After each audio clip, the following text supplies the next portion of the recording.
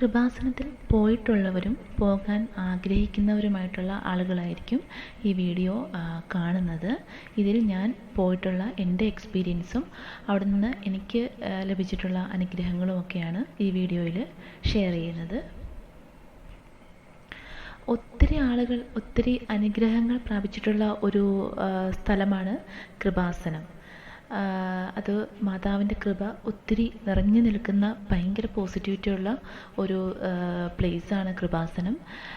എന്നെപ്പോലെ നിങ്ങളും ഒത്തിരി കൃപാസനത്തിൻ്റെ അനുഗ്രഹങ്ങളും അതുപോലെ കൃപാസനത്തിൽ പോയിട്ടുള്ള ഒത്തിരി ആളുകളുടെ അനുഭവങ്ങളും ഒക്കെ ഒത്തിരി നിങ്ങളും കേട്ടിട്ടുണ്ടായിരിക്കും.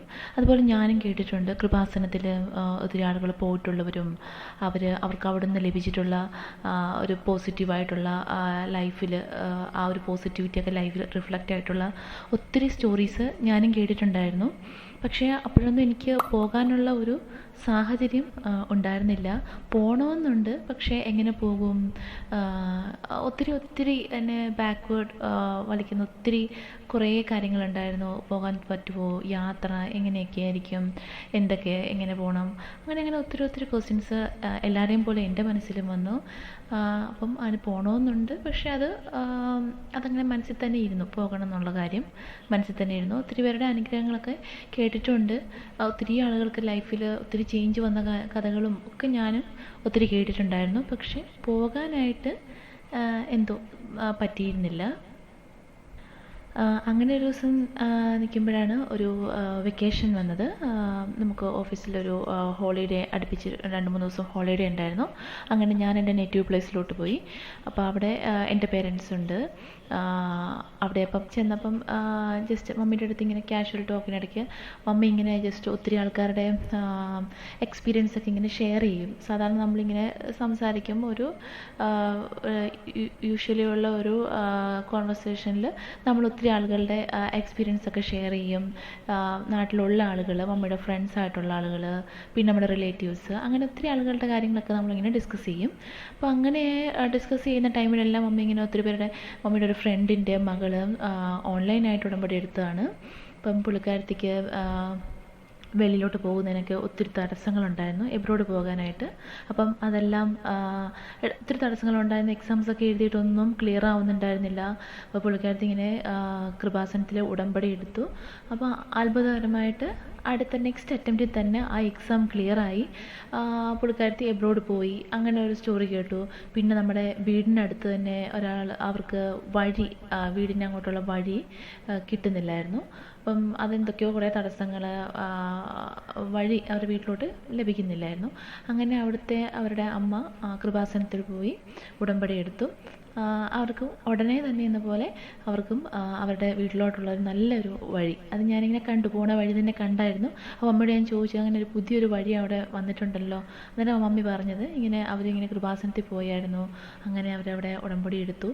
അങ്ങനെ അവർക്ക് കിട്ടാതെ കിടന്ന ആ വഴി, വീട്ടിലോട്ടുള്ള വഴി അവർക്ക് മാതാവ് തുറന്നു കൊടുത്തു എന്ന്, അങ്ങനെ ഒത്തിരി എക്സ്പീരിയൻസ് ഒക്കെ ഇങ്ങനെ കേട്ട്. അപ്പോൾ ഞാനിങ്ങനെ മറ്റേ മമ്മിയുടെ ഒരു ഫ്രണ്ടിൻ്റെ മോള് ഓൺലൈനായിട്ട് ഉടമ്പടി എടുത്തതിൻ്റേത് ഇങ്ങനെ മമ്മി പറഞ്ഞു. അപ്പോൾ ഞാൻ ജസ്റ്റ് ഇങ്ങനെ നെറ്റിലൊന്ന് സെർച്ച് ചെയ്തു, എങ്ങനെയാണ് ഓൺലൈൻ ഉടമ്പടി എടുക്കുന്നത്, അതിൻ്റെ പ്രൊസീജിയേഴ്സൊക്കെ നോക്കി. അപ്പോൾ ജസ്റ്റ് ഓക്കെ ഇങ്ങനെ കണ്ടു, അതിൻ്റെ സ്റ്റെപ്സൊക്കെ കണ്ടു. അപ്പം ജസ്റ്റ് അതിനകത്ത് നമുക്ക് ഓൺലൈനായിട്ട് ചെയ്യാൻ പറ്റും. പക്ഷേ അതിനൊരു ലിമിറ്റേഷൻ എന്നുള്ളത്, നമുക്ക് ആ ഉടമ്പടിയിൽ അവിടെ നിന്നുള്ള നേർച്ച വസ്തുക്കൾ നമുക്ക് ലഭിക്കില്ല. കാശുരൂപവും ഉപ്പും തൈലവും പിന്നെ ബുക്കും ക്യാൻഡിൽസും അങ്ങനെ ഒന്നും നമുക്ക് ലഭിക്കുന്നില്ല. ഓൺലൈനായിട്ട് നമുക്ക് ഉടമ്പടി എടുക്കാം, അതിൻ്റെ ക്രൈറ്റീരിയാസൊക്കെ നമുക്ക് ഫോളോ ചെയ്യാം. പക്ഷേ ഈ നേർച്ച വസ്തുക്കൾ നമുക്ക് ഓൺലൈൻ ഉടമ്പടി എടുക്കുമ്പോൾ നമുക്ക് ലഭിക്കുന്നില്ല.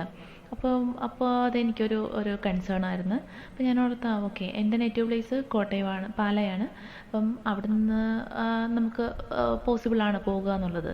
അപ്പം ഞങ്ങളിങ്ങനെ ആലോചിച്ചപ്പോൾ ഞാൻ ജസ്റ്റ് മമ്മിയുടെ അടുത്ത് ചോദിച്ചു, നമുക്കെന്നാൽ ഒന്ന് ജസ്റ്റ് ഒന്ന് പോയാലോ, ഒന്ന് ജസ്റ്റ് മമ്മി നമ്മുടെ വീട്ടിൽ നിന്ന് ആരും പോയിട്ടില്ല.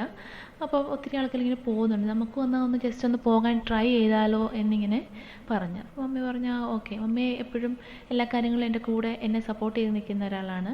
അപ്പോൾ മമ്മി പറഞ്ഞു ഓക്കെ, നമുക്ക് ട്രൈ ചെയ്യാം, പപ്പായുടെ അടുത്ത് പറയാം. ഓക്കെ, അങ്ങനെ ഞങ്ങൾ ഇന്നിങ്ങനെ പ്ലാൻ ചെയ്ത് പോകുന്ന കാര്യങ്ങളൊക്കെ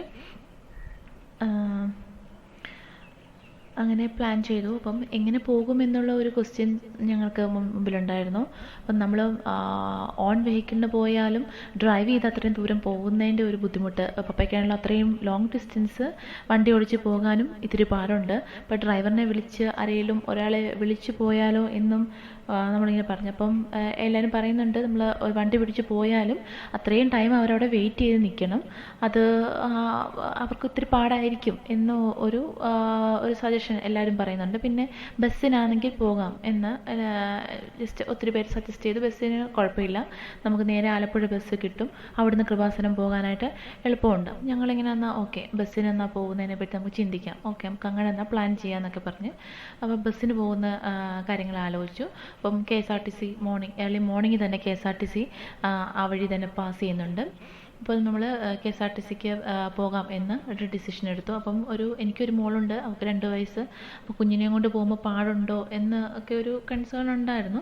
പക്ഷേ എന്താണെങ്കിലും നമുക്ക് ഇച്ചിരി ഒരു സ്ട്രഗിൾ ചെയ്താലും എങ്ങനെയാണെങ്കിലും കൃപാസനത്തിൽ പോകണം എന്നൊരു ഉറച്ച ഒരു നിലപാട് എന്തോ മാതാവ് അപ്പം അങ്ങനെ ഒരു തോന്നൽ തോന്നിപ്പിച്ചു. മാതാവ് പറഞ്ഞു എന്താണെങ്കിലും കൃപാസനത്തിൽ വരണം എന്നൊരു ഡിസിഷൻ എനിക്ക് മനസ്സിൽ അത് മാതാവായിട്ട് കൊണ്ടുവന്നതാണ്. എങ്ങനെയെങ്കിലും കൃപാസനത്തിൽ വരണം, എങ്ങനെയും നീ കൃപാസനത്തിൽ എത്തണം എന്ന ഒരു തോട്ട് മാതാവ് എന്തോ അങ്ങനെ തോന്നിപ്പിച്ചു. അങ്ങനെ ഞങ്ങൾ പോകാനെല്ലാം റെഡിയായി. ഏർലി മോർണിംഗ് തന്നെ നമ്മൾ ഇറങ്ങി. അത്യാവശ്യം കയ്യിൽ സ്നാക്സും കാര്യങ്ങളൊക്കെ കരുതി. ബിക്കോസ് നമ്മൾ അവിടെ ചെന്ന് കഴിയുമ്പോൾ നമുക്ക് ഫുഡ് എല്ലാം പ്രോപ്പറായിട്ട് ടൈമിൽ കഴിക്കാൻ പോകണം, അങ്ങനെ ഒരു അവൈലബിലിറ്റി കിട്ടണമെന്നില്ല. അതുകൊണ്ട് അത്യാവശ്യം സ്നാക്സും വെള്ളവും കാര്യങ്ങളും എല്ലാം ഞങ്ങൾ കയ്യിൽ കരുതിയായിരുന്നു. അങ്ങനെ ഞങ്ങൾ ബസ്സിൽ കയറിയപ്പം ആ ഒരു ബസ് കോട്ടയത്തോട്ടുള്ള ഒരു ബസ്സാണ്. അപ്പോൾ ആ ബസ് ജേർണിയിൽ ഞാനൊരു കൊന്ത ചൊല്ലി. അപ്പോൾ ആ കൊന്തയിലെ ഓരോ രഹസ്യങ്ങളും നമ്മുടെ ആ ഓരോ കാര്യങ്ങളിലും ഇന്നത്തെ യാത്രയെ സമർപ്പിച്ചിട്ടുണ്ടായിരുന്നു. ഇന്ന് കണ്ടുമുട്ടുന്ന ഓരോ വ്യക്തികൾ, പിന്നെ ആ കൃപാസനത്തിനുള്ള യാത്ര നമുക്ക് ഒരു സക്സസ്ഫുൾ ആക്കി ലഭിക്കുന്നതിനും, പിന്നെ അവിടുത്തെ പ്രെയറും ഒരു പോസിറ്റീവ് റെസ്പോൺസ് ലഭിക്കുന്നത്, അങ്ങനെ ഓരോ രഹസ്യങ്ങളും ഓരോരോ അന്നത്തെ ആ ഒരു യാത്രയ്ക്ക് വേണ്ടി സമർപ്പിച്ച് ഒരു കൊന്ത ഞാൻ മാതാവിന് ചൊല്ലി.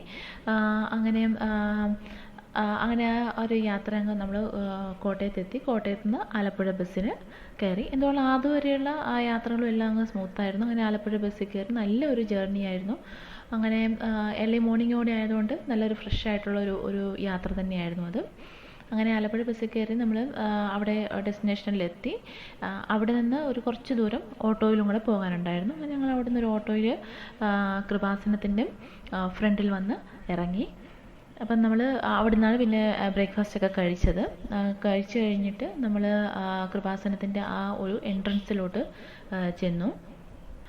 അപ്പം നമുക്ക് നേരത്തെ ഞങ്ങൾ പോയിട്ടില്ലാത്തതുകൊണ്ട് അവിടുത്തെ പ്രൊസീജിയേഴ്സും രീതികളും ഒന്നും അറിയില്ല. ആകെപ്പാടെ അറിയാവുന്ന ഒരു കാര്യം, നമ്മളവിടെ ചെന്ന് കഴിഞ്ഞാൽ ഭയങ്കര റഷായിരിക്കും, ഒത്തിരി ആളുകളുണ്ടായിരിക്കും, നല്ല ആ ഒരു എക്സ്പെക്റ്റേഷന് വേണം പോകാനെന്ന് നമുക്ക് അങ്ങനെ ഒരു കമൻറ്റാണ് എല്ലാവരുടെയും കയ്യിൽ നിന്ന് ലഭിച്ചത്. നല്ലൊരു റഷുണ്ട്, അത് എക്സ്പെക്റ്റ് ചെയ്ത് വേണം പോകാൻ. പിന്നെ 3 സ്ലോട്ടും ഉണ്ട്, മോർണിംഗ് 7 മണിക്കും പിന്നെ 11:30ക്കും പിന്നെ ഉള്ളത് 2:30ക്കും. അപ്പോൾ ഞങ്ങൾ എയിം ചെയ്തത് 11:30യുടെ സ്ലോട്ടിൽ കയറാനുള്ള അതിനാണ് നമ്മൾ എയിം ചെയ്തത്. അപ്പോൾ അങ്ങനെ ഞങ്ങൾ ഫ്രണ്ടിൽ വന്നു. അപ്പോൾ അവിടെ ഒരു കൗണ്ടറിൽ ഒരു ചേച്ചിയുണ്ട്. ആ ചേച്ചിയോട് ഞങ്ങൾ ചോദിച്ചു, ഫസ്റ്റ് ടൈം രജിസ്റ്റർ ചെയ്യാനാണ്, അപ്പം ഏത് കൗണ്ടറിലോട്ട് പോകണം. അപ്പോൾ ആ ചേച്ചി പറഞ്ഞു ഇങ്ങനെ എൻ്റെ ബാക്ക് സൈഡിൽ കൂടെ ഒരു വഴിയുണ്ട്, കൗണ്ടർ 2 ഉണ്ട്, അപ്പോൾ അവിടെ ചെന്ന് അവിടെയാണ് രജിസ്ട്രേഷൻ്റെ പ്രോസസ്സ്. അപ്പം അങ്ങോട്ട് ഞങ്ങൾ ആ കൗണ്ടർ 2-ലോട്ട് പോയി. അപ്പോൾ അവിടെ ചെല്ലുമ്പം നമ്മൾ ഒരു 100 രൂപ കൊടുത്ത് രജിസ്റ്റർ ചെയ്യണം. രജിസ്റ്റർ ചെയ്ത് കഴിയുമ്പോൾ നമുക്ക് അവിടെ നിന്നുള്ള കൃപാസനത്തിൻ്റെ പത്രവും ഒക്കെ അവിടെ നിന്ന് നമുക്ക് ലഭിക്കും, ഒരു പേപ്പറിന് ലഭിക്കും. അത്രയാണ് ആദ്യത്തെ ആ രജിസ്ട്രേഷൻ്റെ പ്രോസസ്സ്. അപ്പോൾ അതൊരു അറൗണ്ട് ഒരു 9 മണി 9:15 ആയപ്പോഴത്തേനും ആ ഒരു രജിസ്ട്രേഷൻ്റെ പ്രോസസ്സ് കഴിഞ്ഞു. പിന്നെ നമ്മുടെ അവൈലബിൾ ആയിട്ടുള്ള സ്ലോട്ട് 11:30ക്കാണ്. അപ്പോൾ അത്രയും സമയമുണ്ട്. പിന്നെ അപ്പോൾ അവിടെ എങ്ങും നമുക്ക് ഇരിക്കാനുള്ള ഒരു സ്ഥലമില്ല, വെച്ചാൽ അത്രയും കൺജസ്റ്റഡ് ആണ്, ആളുകളെല്ലാം വന്നുകൊണ്ടിരിക്കുന്നതുകൊണ്ട് അത്യാവശ്യം നല്ല ഹോളൊക്കെ നല്ല ടൈറ്റായിട്ടിരിക്കുവാണ്. പിന്നെ നമുക്ക് അങ്ങനെ ഇരിക്കാനുള്ള ഒരു സ്പേസ് ഒന്നും ഇല്ല. അപ്പം ഞങ്ങൾ ചെയ്തതെന്ന് വെച്ച് കഴിഞ്ഞാൽ, അപ്പം നമുക്ക് 11:30ക്കല്ലേ ഉള്ളൂ. അപ്പം ഞങ്ങൾ ജസ്റ്റ് വെളിയിലോട്ട് ഇറങ്ങി അവിടെ കൃപാസനത്തിൻ്റെ അവിടെ നിന്ന് ഫ്രണ്ടിലോട്ട് നടക്കുമ്പോൾ കുറച്ച് വീടുകളൊക്കെ ഉണ്ട്. അപ്പോൾ അവിടെ ജസ്റ്റ് ഒരു സ്പേസിൽ നമ്മൾ കുറച്ച് നേരമൊക്കെ ഇരുന്ന് റെസ്റ്റ് എടുത്തു. പിന്നെ അപ്പോൾ കൃപാസനത്തിൻ്റെ പത്രം നമ്മുടെ കയ്യിലുണ്ട്, അപ്പോൾ അതൊക്കെ വായിച്ചുകൊണ്ടൊക്കെ ഇരുന്നു. അപ്പം അവിടെ നമ്മൾ കുറച്ച് നേരം റെസ്റ്റ് എടുത്ത് പിന്നെ 11 മണിയൊക്കെ ആയപ്പോൾ നമ്മൾ തിരിച്ചു വന്ന് 11:30യുടെ സ്ലോട്ടിൽ കയറുമായിരുന്നു ചെയ്തത്. 11:30യുടെ സ്ലോട്ടിലും കയറി പറ്റാൻ ഭയങ്കര പാടാണ്. 500 പേരുടെ ഒരു കപ്പാസിറ്റി ഉള്ളൊരു ഹോളാണത്. പക്ഷേ ഞങ്ങളുടെ ടൈമിലൊക്കെ ഒരു 750, 800 അത്രയും ആളുകൾ ആ ഹോളിൽ കയറിയിട്ടുണ്ട്. അപ്പം ഇരിക്കാനുള്ള സ്ഥലമൊക്കെ ഭയങ്കര ലിമിറ്റഡാണ്. അപ്പം നമുക്ക് അതൊന്നും കുഴപ്പമില്ല, നമുക്ക് നമ്മുടെ ജസ്റ്റ് നമുക്ക് ആ കൃപാസനത്തിൽ പോകാനും അങ്ങനെ അത് മാതാവ് നമ്മളെ അനുവദിച്ചല്ലോ. അപ്പം അത് ഞങ്ങളപ്പോൾ ഹോളിൽ കയറി ഇരിക്കാൻ നമുക്ക് അധികം സീറ്റൊന്നും കിട്ടിയില്ല. അപ്പം ഞങ്ങൾ അതിൻ്റെ ഒരു സ്റ്റേജ് പോലെ ഒരെണ്ണം കെട്ടിയിട്ടുണ്ട്. അപ്പോൾ ആ സ്റ്റേജിൻ്റെ അടുത്ത് തന്നെ ഞങ്ങൾ പോയി ജസ്റ്റ് ഇരുന്നു. കുഞ്ഞാണെങ്കിലും അവൾ വഴക്കൊന്നും ഉണ്ടാക്കാതെ ഇരുന്നു കേട്ടോ. അത്രയും ടൈം ആയാലും മോൾ അങ്ങനെ വഴക്കൊന്നും ഉണ്ടാക്കിയില്ല. ഇപ്പം നമ്മൾ ഇടയ്ക്കൊക്കെ സ്നാക്സൊക്കെ കൊടുക്കുന്നുണ്ട്, എന്നാലും കുഞ്ഞ് വലിയ വഴക്കും ബഹളവും ഒന്നും ഇല്ലാതെ അവളും നമ്മുടെ അവിടെ ആ ജേർണിയിൽ അവളും നന്നായിട്ട് തന്നെ സഹകരിച്ചുകൊണ്ടുകൂടിയാണ് ഞങ്ങൾക്ക് ആ ഒരു ജേർണി സക്സസ്ഫുള്ളായി ആകാൻ സാധിച്ചത്. അപ്പോൾ പിന്നെ അത് കഴിഞ്ഞിട്ട് നമ്മൾ ആ ഹോളിൽ ഇരുന്നു. അപ്പോൾ പിന്നെ അത് കഴിഞ്ഞിട്ട് പിന്നെ ഇവർ ഇതിൻ്റെ ഇൻസ്ട്രക്ഷൻസും ഒക്കെ പറയുവാണ്. കൃപാസനത്തിന് ഉടമ്പടി എടുക്കേണ്ട രീതികളും പ്രെയറൊക്കെ എങ്ങനെയാണ് ചെല്ലേണ്ടതും പിന്നെ നമ്മൾ ആ ഉടമ്പടിയിലായിരിക്കുമ്പോൾ നമ്മൾ ഫോളോ ചെയ്യേണ്ട ഇൻസ്ട്രക്ഷൻസും കാര്യങ്ങളും എല്ലാം അവരവിടെ നിന്ന് നമുക്ക് പറഞ്ഞു തരും. അപ്പം അതെല്ലാം കഴിഞ്ഞു. അത് അറൗണ്ട് ഒരു 12:30 12:45 ഒരു 1.5 മണിക്കൂറുണ്ടായിരുന്നു കേട്ടോ. നിയർ ടു 1 o'clock അത്രയും ഉണ്ടായിരുന്നു. അപ്പം അത് കഴിഞ്ഞിട്ട് ക്ലാസ് എല്ലാം കഴിഞ്ഞു. അതിലൊക്കെ നല്ലൊരു ക്ലാസ്സൊക്കെ ആയിരുന്നു കേട്ടോ. നമുക്ക് ഞങ്ങളൊരു ജസ്റ്റ് ഒരു പേപ്പറിലൊക്കെ ചെറിയ ചെറിയ നോട്ടൊക്കെ ആയിട്ടൊക്കെ കുറിച്ചൊക്കെ എടുത്തായിരുന്നു. അത് കഴിഞ്ഞിട്ട് നമുക്ക് ആ ഒരു ടൈമിനകത്ത് നമുക്ക് നമ്മുടെ കയ്യിലൊരു ഫോം ഉണ്ടല്ലോ, അത് ഫില്ല് ചെയ്യാനുള്ള ഇൻസ്ട്രക്ഷൻസ് പറയും. അതിലാണ് നമ്മൾ നമ്മുടെ 6 നിയോഗങ്ങൾ എഴുതി വെക്കാനുള്ളത്. ആ ടൈമിലാണ് നമ്മൾ നമ്മുടെ 6 നിയോഗങ്ങൾ എഴുതേണ്ടത്. ഞാനും 6 നിയോഗങ്ങൾ എഴുതി. അപ്പോൾ ആ ഇൻസ്ട്രക്ഷൻ തരുന്ന സമയത്ത് അവർ പറയും, നിങ്ങൾക്ക് അത് നടക്കില്ല എന്ന് നിങ്ങൾ വിചാരിക്കുന്ന അല്ലെങ്കിൽ അത്രയും ടഫായിട്ടുള്ള നിയോഗങ്ങൾ വേണം നിങ്ങൾ കൃപാസനത്തിൻ്റെ സമർപ്പിക്കേണ്ട നിയോഗങ്ങൾ. നിങ്ങൾ അല്ലെങ്കിൽ ലോങ് ടേമിൽ എടുക്കുന്ന നിയോഗങ്ങളോ ഭയങ്കര ഡിഫിക്കൽട്ടായിട്ട് എന്ന് നിങ്ങൾക്ക് തോന്നുന്ന നിയോഗങ്ങൾ വേണം നിങ്ങൾ കൃപാസനത്തിൽ സമർപ്പിക്കാൻ. അപ്പം ഞാനും അങ്ങനെ ഒത്തിരി പ്ലാൻഡ് അല്ലായിരുന്നു ഏതൊക്കെ നിയോഗങ്ങൾ കൊടുക്കണം, എന്തൊക്കെയാണ് എഴുതേണ്ടതെന്ന് ചെറിയൊരു ഐഡിയ ഉണ്ട്, എന്നാലും ഒത്തിരി പ്ലാൻഡ് അല്ലായിരുന്നു.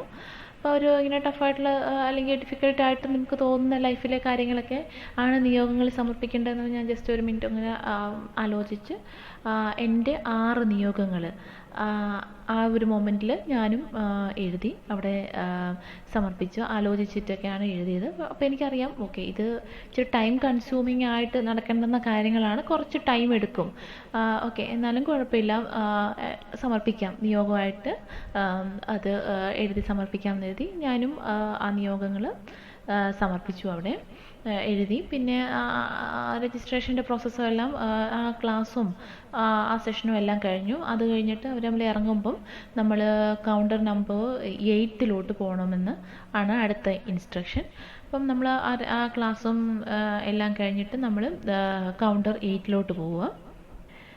8ൽ നിന്നാണ് നമുക്ക് ഈ ക്യാൻഡിൽസും പിന്നെ ഉടമ്പടിയുടെ ഉപ്പ്, തൈലം, പിന്നെ കാശുരൂപം ഇതൊക്കെ നമുക്ക് ലഭിക്കുന്നത് അടുത്ത കൗണ്ടറിൽ നിന്നാണ്. അപ്പോൾ അതും ഇത്തിരി ലോങ് ആയിട്ടുള്ള ഒരു ക്യൂ ആണ്. അപ്പോൾ അത് അത്രയും ക്യൂ നിന്നിട്ട് വേണം നമുക്ക് നമ്മൾ ആ ഒരു കൗണ്ടറിലെത്തത്തുള്ളൂ. അപ്പോൾ കുറച്ച് സമയം അവിടെ നിൽക്കേണ്ടി വരും. അപ്പോൾ ആ കൗണ്ടറിൽ നമ്മൾ ചെന്ന് നമുക്ക് ഉള്ള നേർച്ച വസ്തുക്കളൊക്കെ അവിടെ ഒരു പേയ്മെൻ്റ് ഉണ്ട്. അപ്പോൾ അതും അടച്ചിട്ട് നമുക്ക് ഈ നേർച്ച വസ്തുക്കളൊക്കെ നമുക്ക് ലഭിക്കും. പിന്നെ അപ്പം അതും വാങ്ങിച്ചിട്ടാണ് ഞങ്ങൾ പിന്നെ അപ്പം തന്നെ ടൈം 2 o'clock ആ ഒരു ടൈം ആയി. 2 അല്ല 2.5 ആയി. പിന്നെ നമ്മൾ ലഞ്ച് കഴിക്കാൻ വേണ്ടി അതിൻ്റെ തന്നെ ജസ്റ്റ് അടുത്ത് തന്നെ ഒത്തിരി ഷോപ്സൊക്കെ ഉണ്ട്, റെസ്റ്റോറൻറ്റ്സ് ഉണ്ട്. അപ്പോൾ അവിടെ പോയി നമ്മൾ ഫുഡ് കഴിച്ചു, കുഞ്ഞിനും കൊടുത്തു. അതുവരെ അവൾ ഒരു വഴക്കും ഉണ്ടാക്കിയില്ല കേട്ടോ. എനിക്കൊരു അത്ഭുതമായിരുന്നു, ഇത്രയും കുഞ്ഞു കൊച്ചിനെ കൊണ്ട് പോയിട്ട് അവൾ ഒരു വഴക്കും ഒരു നിർബന്ധമൊന്നും പിടിക്കാതെ ഇരുന്നതും ഒക്കെ ഞങ്ങൾക്ക് അതൊരു ഭയങ്കര സന്തോഷമായിരുന്നു. അവൾ അത്രയും ഇരുന്നല്ലോ എന്നേ. പിന്നെ അത് ഞങ്ങൾ ഫുഡ് കഴിച്ചു. അത് കഴിഞ്ഞിട്ട് പിന്നെ അടുത്ത സ്റ്റെപ്പ് എന്നുള്ളത് നമ്മൾ സമർപ്പിച്ച നിയോഗമുണ്ടല്ലോ അത് ഒരു പ്രദക്ഷിണമായിട്ട് നമ്മൾ ഒരു ഒരു ഒരു ഗ്രൂപ്പായിട്ട് ഒരു 15 പേരുടെ ഒരു ഗ്രൂപ്പാക്കും. അപ്പം നമ്മുടെ നമുക്കൊരു ടോക്കൺ നമ്പർ ഉണ്ടല്ലോ, അതിൻ്റെ ബേസിസിലാണ് ആ ടോക്കൺ നമ്പറിൻ്റെ ബേസിസിൽ നമുക്കൊരു 15 പേരുടെ ഗ്രൂപ്പാക്കിയിട്ട് അത്രയും 15 പേര് ഒരു പ്രദക്ഷിണമായിട്ട് മാതാവിൻ്റെ അടുത്തോട്ട് നമ്മളൊരു പ്രദക്ഷിണമായിട്ട് പോകും. അപ്പം നമ്മൾ അവിടെ ചെന്ന് കഴിയുമ്പോൾ നമുക്കവിടെ മാതാവിൻ്റെ അവിടെ തിരി കത്തിക്കാനുണ്ട്. പിന്നെ അതുപോലെ എണ്ണ ജസ്റ്റ് നമുക്കൊരു ഉടമ്പടി തൈലം ലഭിച്ചിട്ടുണ്ടല്ലോ, അതിൽ നിന്ന് 2 ഡ്രോപ്പ് എടുത്ത് അവിടെ ഒരു വിളക്കുണ്ട്, അതിലോട്ട് ജസ്റ്റ് ഒന്ന് കാണിക്കണം. എന്നിട്ട് പ്രാർത്ഥനയുണ്ട്. പ്രാർത്ഥന കഴിഞ്ഞ് കഴിയുമ്പം നമ്മൾ നമ്മുടെ ആ നിയോഗം ഭക്തിപൂർവ്വം മാതാവിന് സമർപ്പിക്കുന്നു. ഇതാണ് അവിടെയുള്ള ഒരു കൃപാസനത്തിലെ പ്രോസസ്സും. ഇത്രയും സ്റ്റെപ്സാണ് അവിടെ നമുക്കുള്ളത്. അപ്പം കൃപാസനത്തിൽ നമ്മൾ ആ നിയോഗം സമർപ്പിക്കുന്നതോടെ നമ്മുടെ ആ ഉടമ്പടിയുടെ അന്നത്തെ ആ ദിവസത്തെ ഇത് കഴിയും. അപ്പം തന്നെ ഞങ്ങൾക്ക് സമയം ഏകദേശം 4 മണി കഴിഞ്ഞ് 5 മണിയൊക്കെ ആകുന്ന ആ ഒരു ടൈം എത്തി, 4:30 എത്തി കേട്ടോ. ആ ഒരു ടൈം എത്തി. പിന്നെ നമ്മൾ തിരിച്ച് റിട്ടേൺ പോരുന്നതിൻ്റെ പ്ലാനിലായിരുന്നു. ജസ്റ്റ് ഒരു കോഫിയൊക്കെ കുടിച്ചിട്ട് പിന്നെ നമ്മൾ തിരിച്ച് ബസ്സിൽ കയറി ഇനി വീട്ടിലോട്ട് തന്നെ പോരുമായിരുന്നു. പക്ഷേ ആ ഒരു യാത്ര എന്ന് പറഞ്ഞു കഴിഞ്ഞാൽ ഭയങ്കര ഒരു ബ്ലെസ്ഡ് ആയിട്ടുള്ളൊരു അനുഭവമായിരുന്നു. നമുക്കൊരു മടുപ്പോ അല്ലെങ്കിൽ അങ്ങനെ ഒരു ക്ഷീണമോ അങ്ങനെ ഒന്നും ഉണ്ടായിരുന്നില്ല. നല്ല ഒരു അനുഭവമായിരുന്നു ആ യാത്ര. അങ്ങനെ നമ്മൾ ഉടമ്പടിയുടെ നിയോഗമൊക്കെ സമർപ്പിച്ചിട്ട് പിന്നെ നമ്മൾ വീട്ടിലോട്ട് പോരുന്നു. പിന്നെ ഈ പ്രോസസ്സ്, ഈ പ്രയറും പിന്നെ അവർ പറഞ്ഞേക്കുന്ന ഇൻസ്ട്രക്ഷൻസും എല്ലാം ഫോളോ ചെയ്തുകൊണ്ടുള്ള ഒരു ലൈഫാണ്. ഞാൻ ആ ഉടമ്പടി എടുക്കുന്നത് ഒരു ജൂലൈ 17 ഉടമ്പടി നമ്മൾ ആ കൃപാസനത്തിൽ പോകുന്നത്. അപ്പം അവിടുന്ന് ജസ്റ്റ് നമുക്ക് 17 കഴിഞ്ഞ് അന്നൊരു ബുധനാഴ്ചയാണ്. അപ്പം ശരിക്കും എന്താ പറയുക, ആ ഒരു ചേഞ്ച് എന്ന് പറയുന്നത് എനിക്കൊരു 1 വീക്ക് തന്നെ ഞാൻ അവിടെ സമർപ്പിച്ച ഒരു നിയോഗത്തിന് ഒരു പോസിറ്റീവായിട്ടുള്ളൊരു അടയാളം എനിക്ക് വിത്തിൻ 1 വീക്കിൽ എനിക്ക് ലഭിച്ചു എന്നുള്ളതാണ്. അത് എനിക്ക് മാതാവ് ഒരു അനുഗ്രഹമായിട്ട് ഒരു അടയാളമായിട്ട് എനിക്ക് ലഭിച്ചു. എനിക്കത് ഭയങ്കര അത്ഭുതമാണ്. നല്ല അത്യാവശ്യം ടൈം എടുക്കുന്ന ഒരു നിയോഗമായിരുന്നു അത്. അതിന് ഒരു മാതാവ് എനിക്കതിനകത്തൊരു പോസിറ്റീവായിട്ടുള്ള ഒരു റിസൾട്ട് എനിക്ക് മാതാവ് തന്നു. എനിക്ക് ഭയങ്കര ഇത് ഇമ്പോസിബിൾ ആയിരുന്നല്ലോ, ഇതെങ്ങനെ ഇത്രയും ഫാസ്റ്റായിട്ട് ഇത് സാധിച്ചു എന്നുള്ളത് എനിക്കത് ഭയങ്കര ഒരു എന്നെ ശരിക്കും ഒന്ന് വണ്ടർ ചെയ്തിട്ടുള്ളൊരു സംഭവമായിരുന്നത്. അതെൻ്റെ മാതാവ്. അപ്പം ഞാൻ ഓർത്തു ഈ കൃപാസനത്തിൽ പോയതും അങ്ങനെ പോകാനായിട്ട് എനിക്കൊരു ഉൾവിളി ഉണ്ടായതും ഒക്കെ എൻ്റെ മാതാവായിട്ട് എന്നെ കൊണ്ടുപോയതാണ്. എനിക്കിങ്ങനെ ഒരു അനുഗ്രഹങ്ങൾ തരാനായിട്ട് മാതാവായിട്ട് എന്നെ കൊണ്ടുപോയതാണ് എന്ന് എനിക്കപ്പം എൻ്റെ ഉള്ളിലൊരു ഫീല് വന്ന്.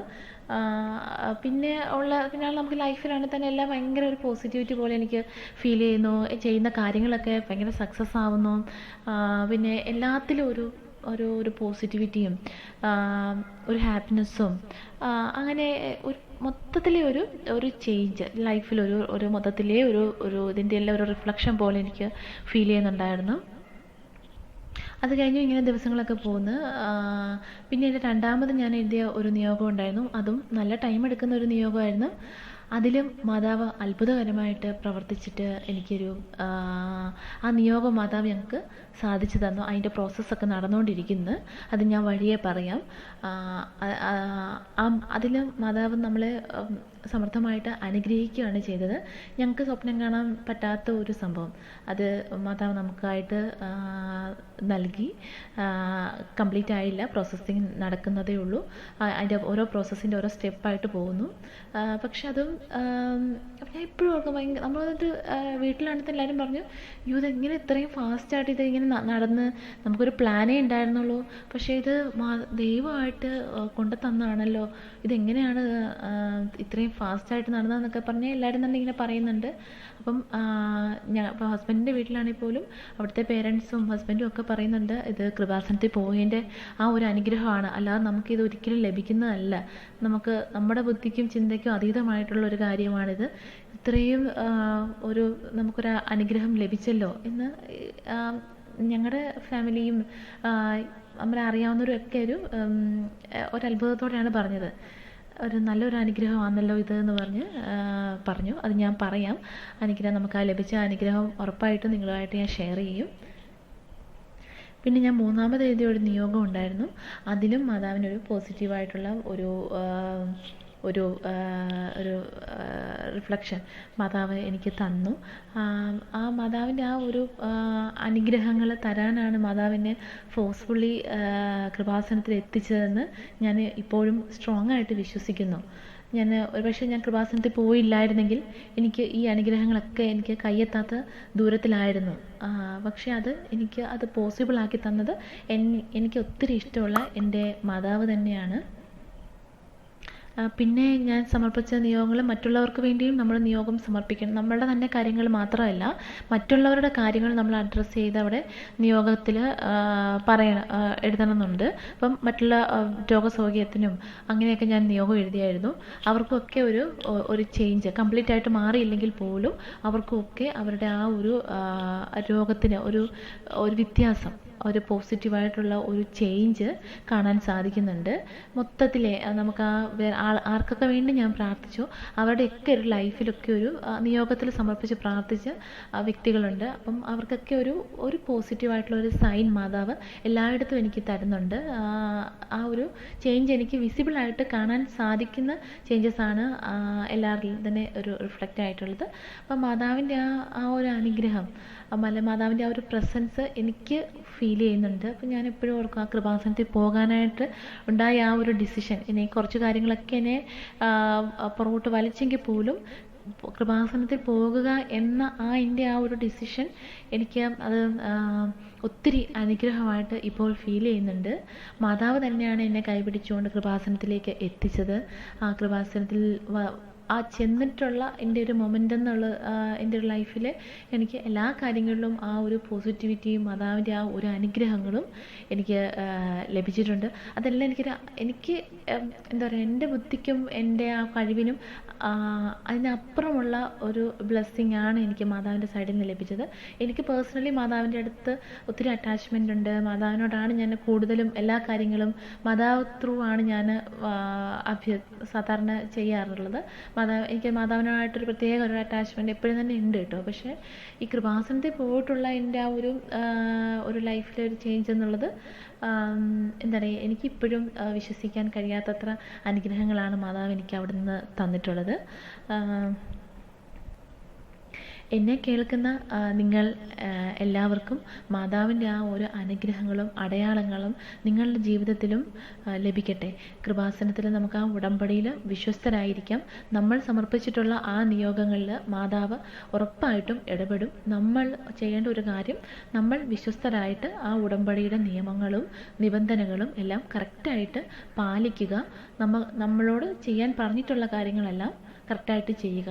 മാതാവ് നമ്മുടെ കാര്യത്തിൽ ഉറപ്പായും, എൻ്റെ അനുഭവത്തിൽ നിന്ന് ഞാൻ പറയുകയാണ്, ഉറപ്പായും നമ്മുടെ കാര്യത്തിൽ മാതാവ് ഇടപെടും. നിങ്ങൾക്ക് തന്നെ നമ്മുടെ ആ ഒരു ചേഞ്ച് നിങ്ങൾക്കത് മാതാവ് ഓരോ അടയാളങ്ങളായിട്ട് നിങ്ങൾക്ക് തരും. നിങ്ങൾ സമർപ്പിച്ചിട്ടുള്ള ആ നിയോഗങ്ങളിൽ ഓരോ അടയാളങ്ങൾ മാതാവ് നിങ്ങളുടെ ലൈഫിൽ നിങ്ങൾക്കത് മാതാവ് അടയാളങ്ങളുടെ രൂപത്തിലും ഒക്കെ നിങ്ങൾക്ക് തരും. മാതാവ് എല്ലാവരെയും സമൃദ്ധമായി അനുഗ്രഹിക്കട്ടെ. ഇത് കേൾക്കുന്ന എല്ലാവർക്കും മാതാവിൻ്റെ ആ ഒരു അനുഗ്രഹങ്ങളും അടയാളങ്ങളും ലഭിക്കട്ടെ എന്ന് പ്രാർത്ഥിക്കുന്നു.